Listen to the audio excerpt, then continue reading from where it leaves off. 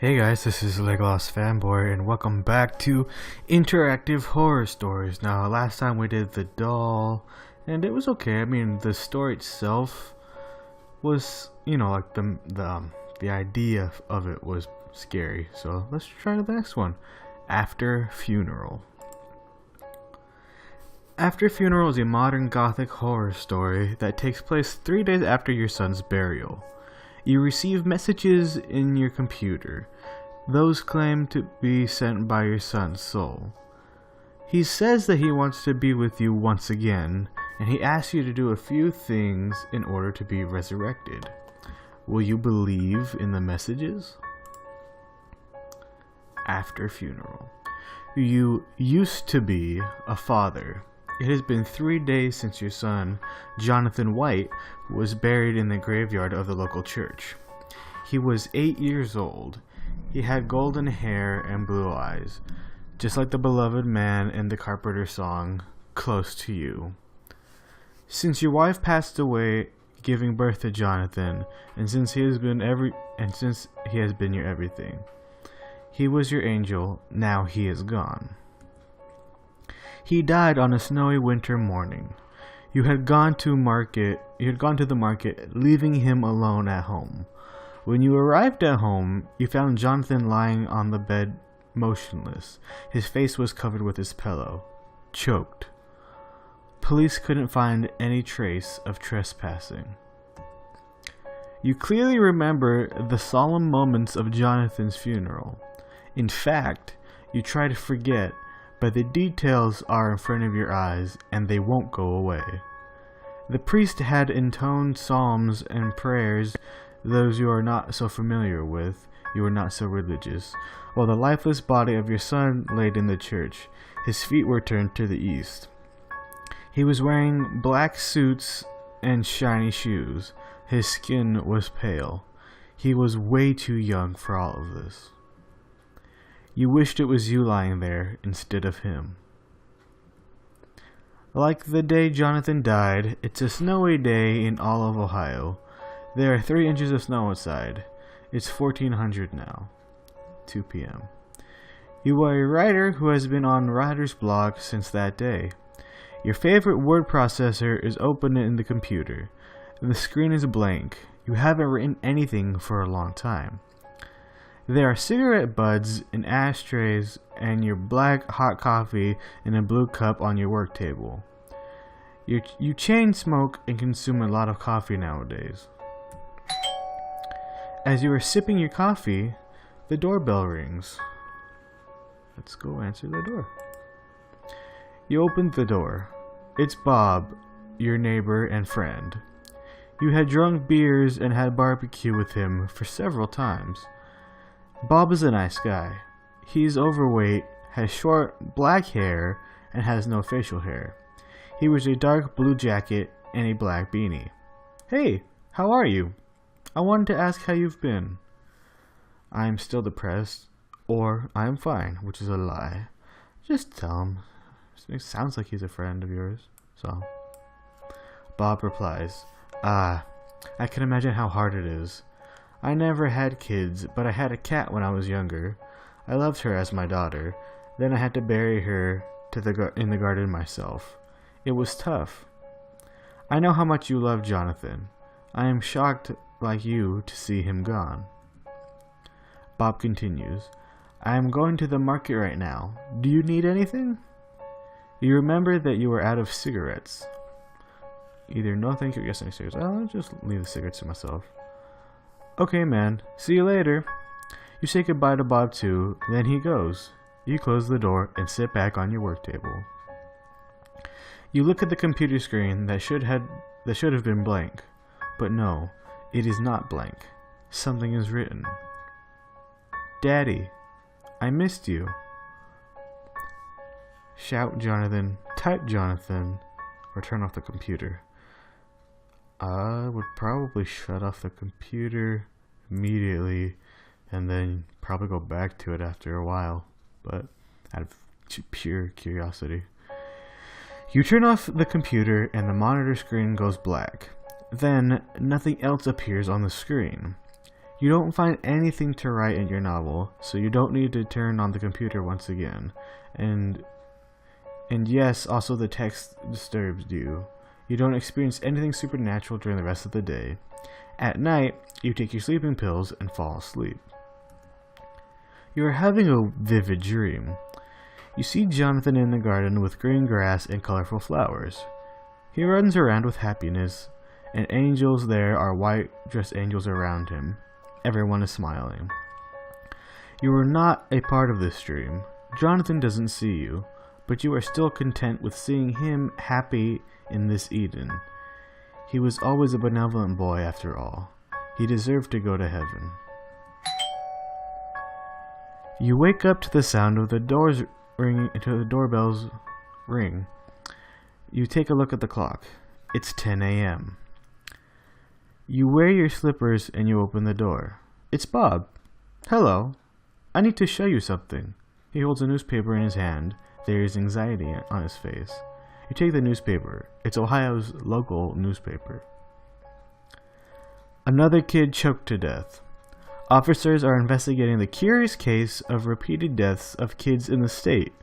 Yesterday night, a 6-year-old boy, Kevin Madsen, was found dead in his bed by his parents. His face was covered with his pillow. What makes it interesting for officers is, this is the 7th time a boy died this way this month in Ohio. Recently, 8 years old Jonathan White also died with a pillow on his face. Sheriff Wolcott states that he finds the recent events quite interesting. The end.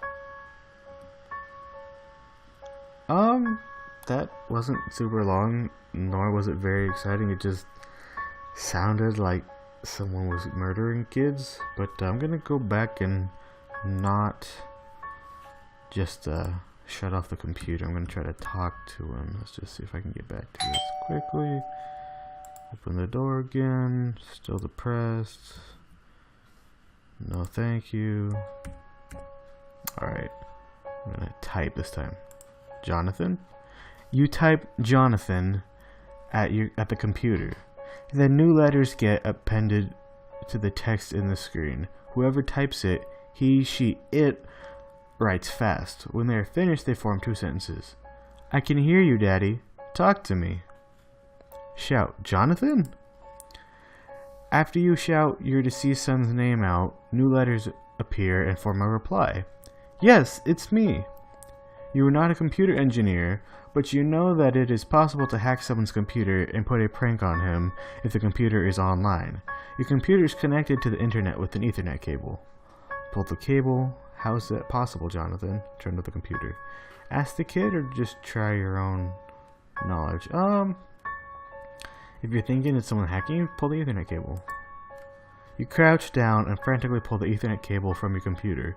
You expect that nothing else will be written, but no, you are wrong. I am in the computer.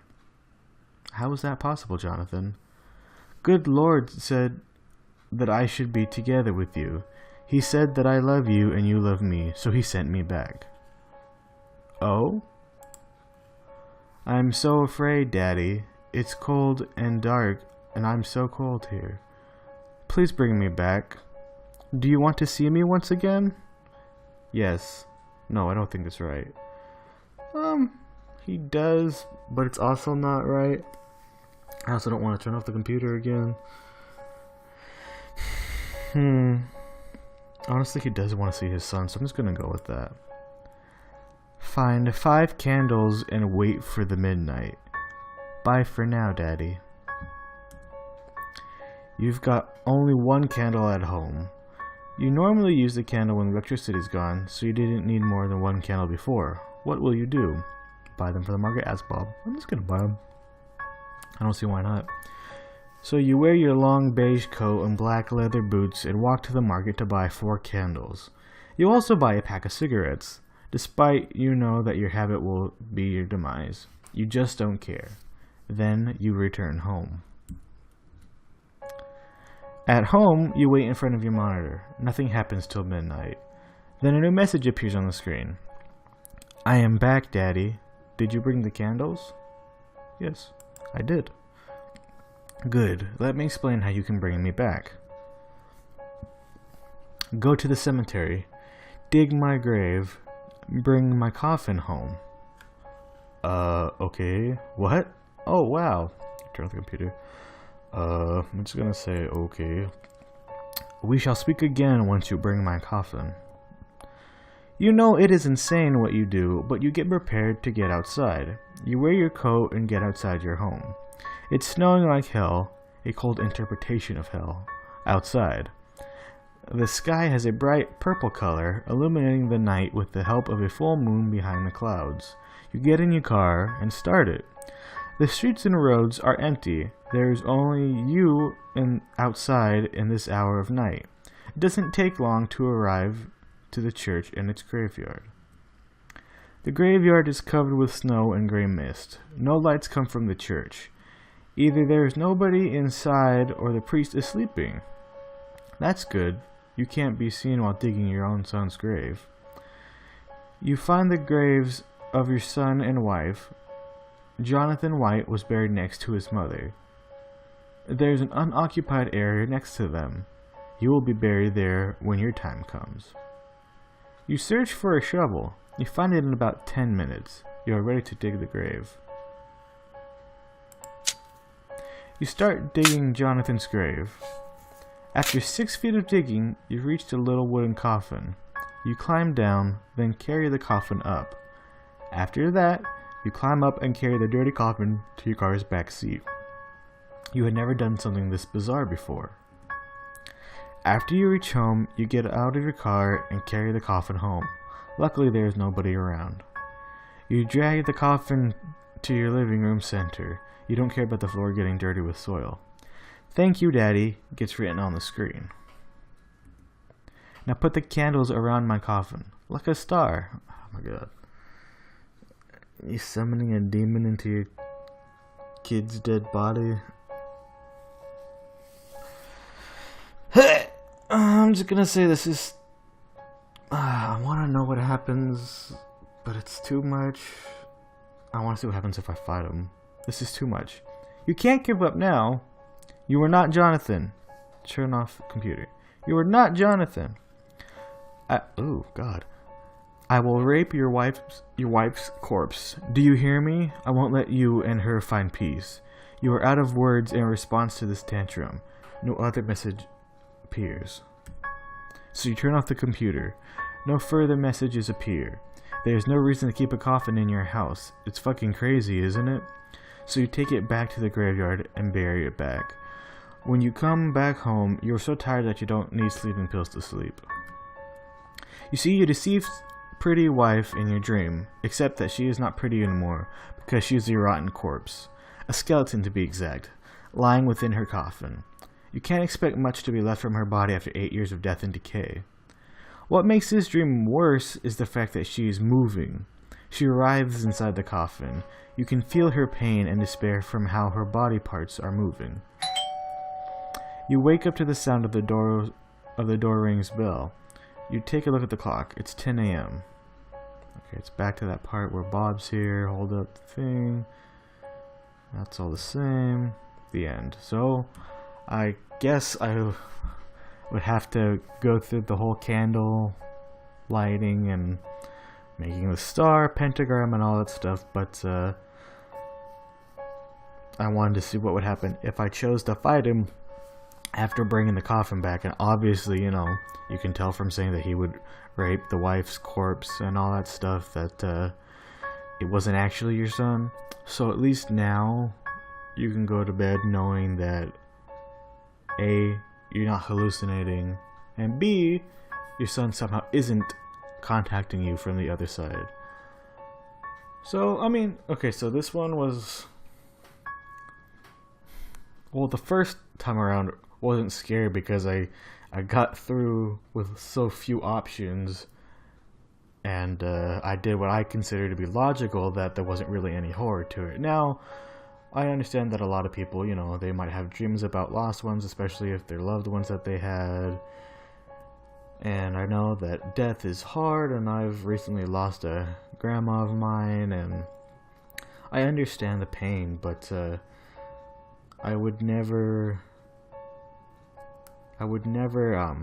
allow anything, whether it's a person or just my own imagination, or like this is trying to suggest some other creature from the other side, to try to convince me that someone that I lost, whether it be a wife, kid, parent, cousin, uncle, whatever, to be them, and that if I do this, and this, I can bring them back from the dead. Because once you're dead, you're dead. I mean, I don't really see the need to come back here, except for a selfish act. And if anything, you can kind of relate it to Harry Potter and the Deathly Hallows, where the Resurrection Stone can bring someone back. But from the story, that the brother that brought his wife back from the dead, she didn't belong in this world, so she kept poking and prodding at him to join her in death, so he ended up killing himself.